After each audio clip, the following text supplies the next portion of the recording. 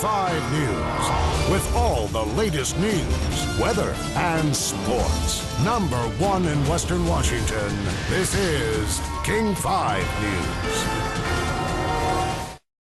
As people here in the Northwest know, there is nothing like being on the water. And on every sunny weekend, you see all kinds of boats on the water. But this weekend, you may see more Chris-Crafts than usual.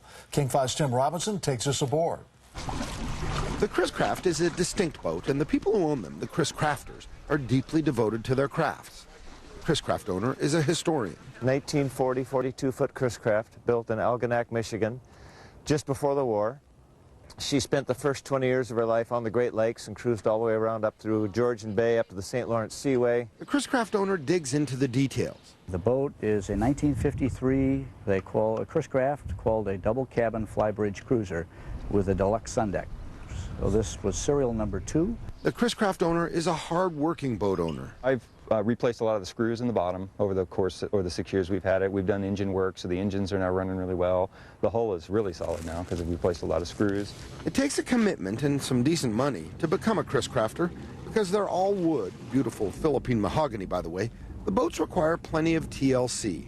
Well, you know, we sometimes guess what the ratio is. Is it 70-30% of the time you're working on it to cruising on it, maybe something like that. But we love working on it.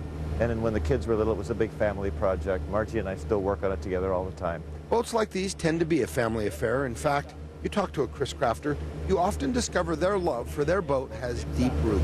I remember it from when I was a boy, and these old Chris-Crafts would roar by us and put out these huge wakes, and we'd shake our fists at them.